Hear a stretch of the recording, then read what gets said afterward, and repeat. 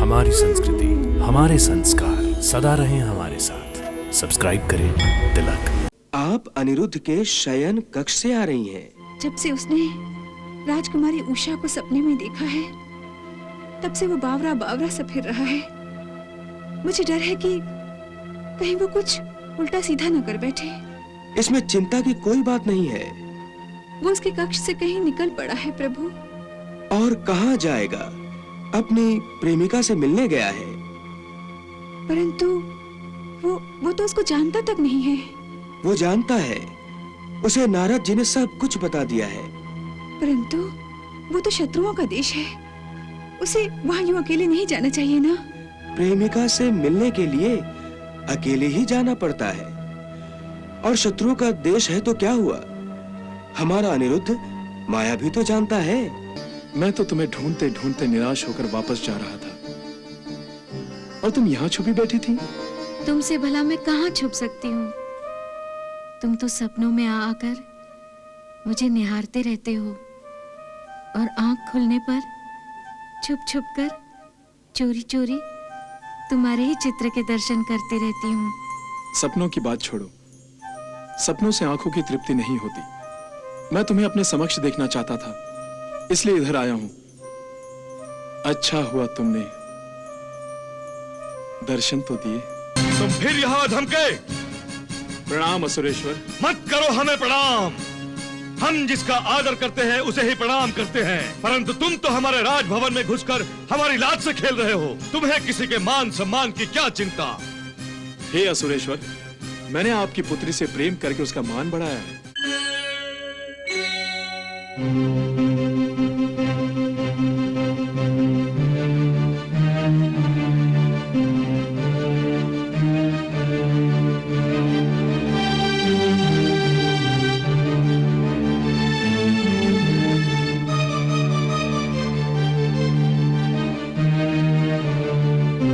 अनिरुद्ध, अनिरुद्ध, अनिरुद्ध, अनिरुद्ध कहाँ चला गया? इतनी रात पे कहाँ चला गया ये? इस वक्त तो उसे अपनी शैया पर होना चाहिए था। मुझे पहले से ही संदेह था। उसकी दशा ठीक नहीं थी। व्याकुल था वो। इतनी रात गए कहाँ निकल पड़ा वो? ये बात मुझे भगवान श्री कृष्ण को तुरंत बतानी होगी।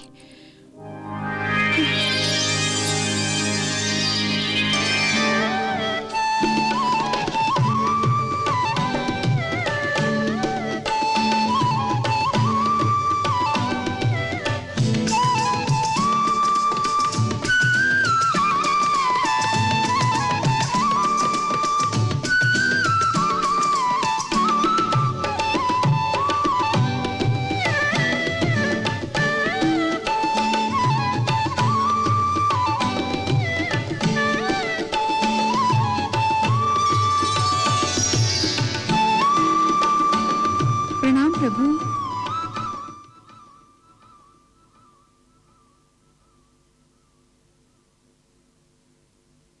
क्या बात है देवी?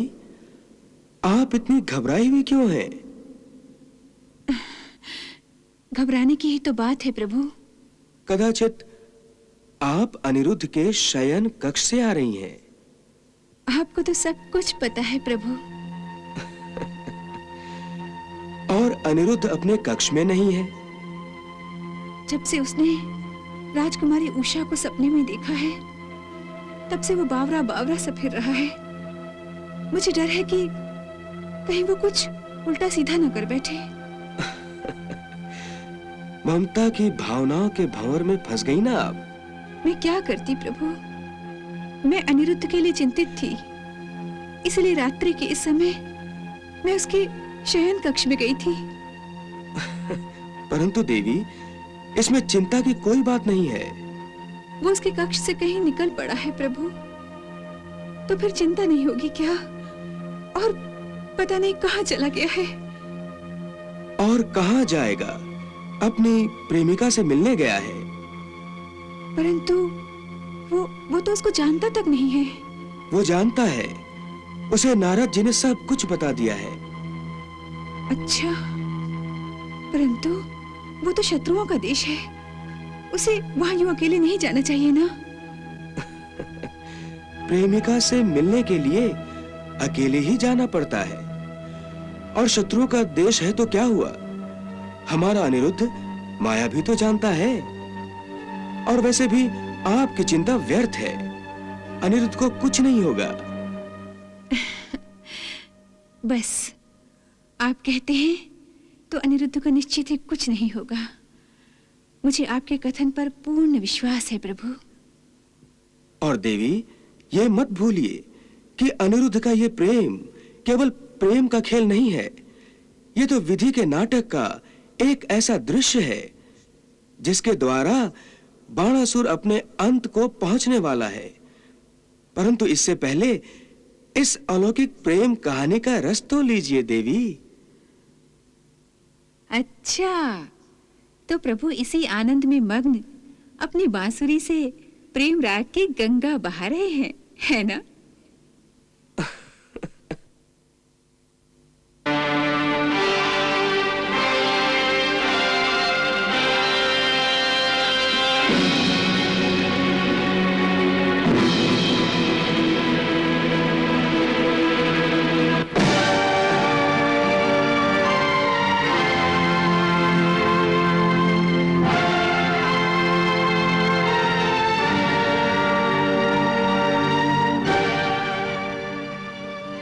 नगरी के द्वार पर इतना पहरा, अवश्य ये वही प्रेम नगरी है जिसका जिक्र नारद जी मुझसे कर रहे थे।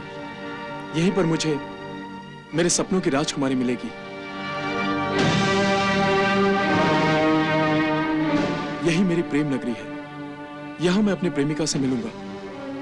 परंतु मुझे अपनी मायावी विद्या से ही अंदर जाना होगा।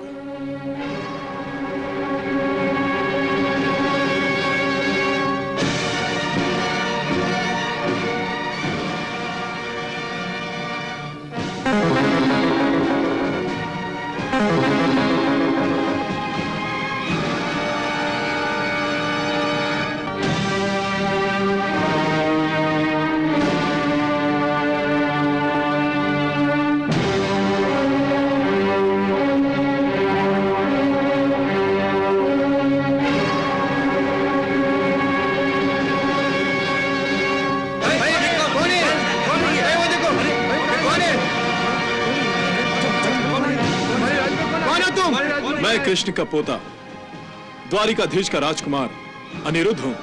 राजमहल के भीतर कैसे आ गए? मैं अपनी प्रेमिका को खोजने आया हूँ। प्रेमिका को खोजने आए हो? बंदी बना लो इसे, बंदी बना लो। सावधान, तुम में से कोई भी मुझे पकड़ने का सामर्थ्य नहीं रखता।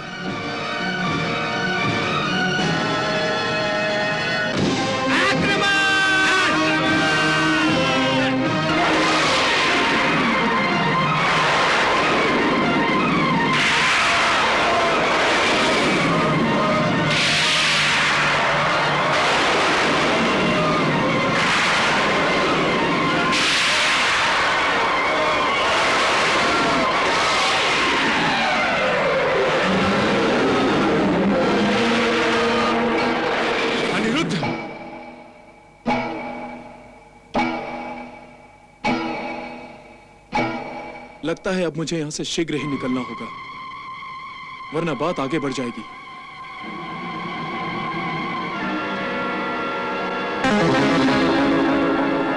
अनिरुद्ध, हाँ सुरेश्वर, वो अनिरुद्ध ही है, श्री कृष्ण का पोता है। श्री कृष्ण कहकर उस ग्वाले का नाम आदर से मत लो दुराचक। वो भी रणछोड़ और ये भी रणछोड़। देखो कैसे भाग रहा है ग्वाले का पोता।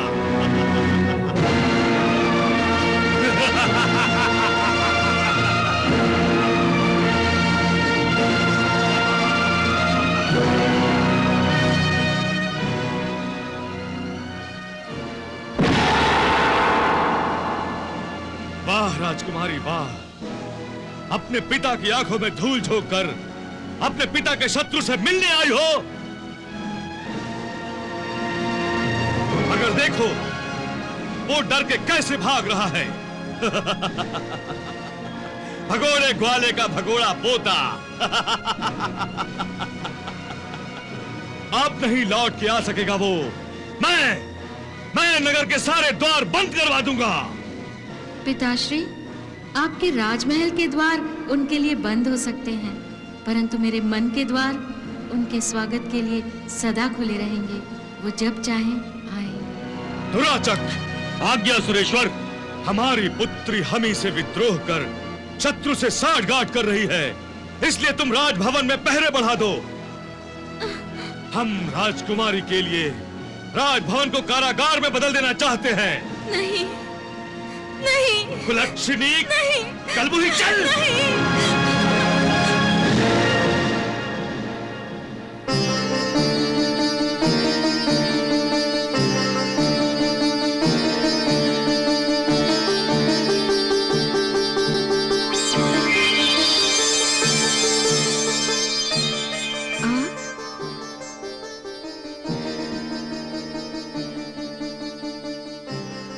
हाँ, मैं ये फूलों की वर्षा क्यों कर रहे हैं आप? अपने मन मंदिर की देवी को पुष्प अर्पण कर रहा हूँ। मुझे विश्वास था कि आप आए बिना नहीं रह पाएंगे।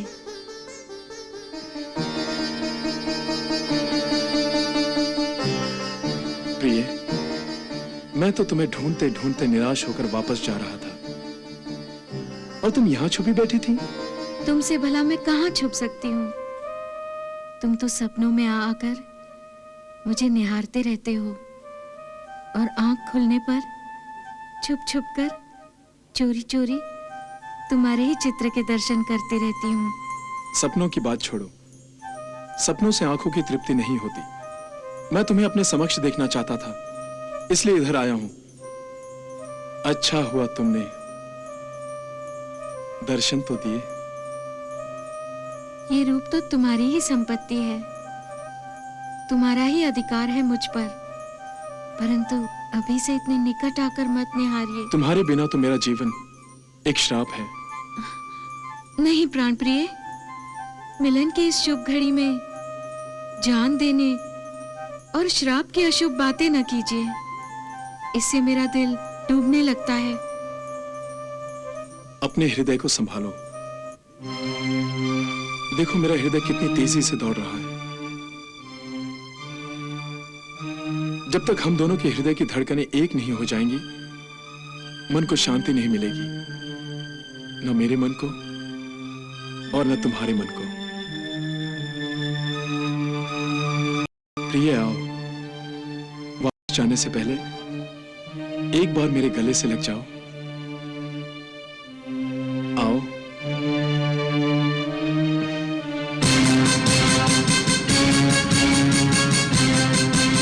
उषा!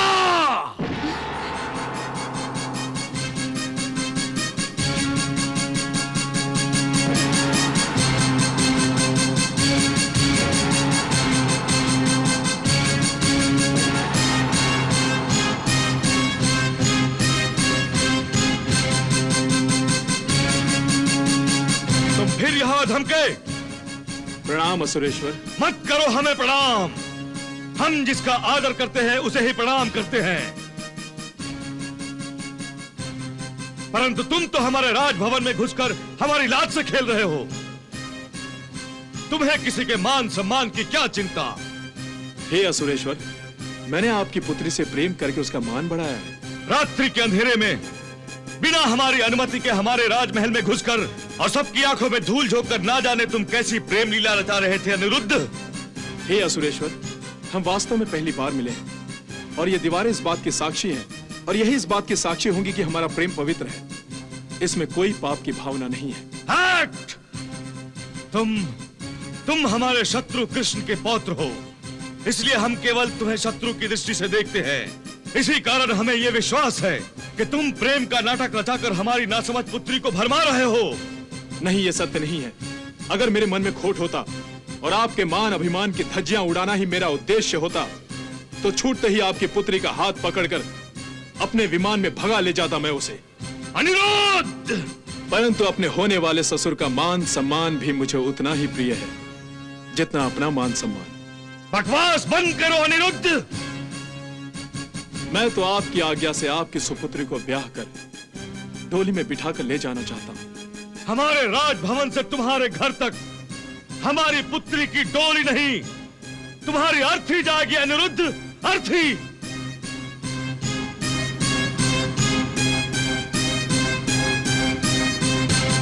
प्रहरियों, हमारे स्वाभिमान और प्रतिष्ठा में सेंध लगाने वाले इस घुसपैठियों को पकड़कर इसका सर उड़ा दो।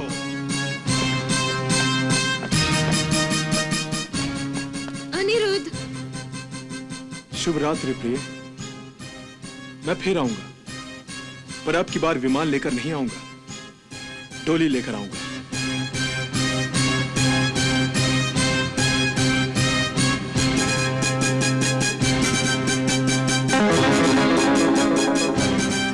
उषा, कमीनी हट!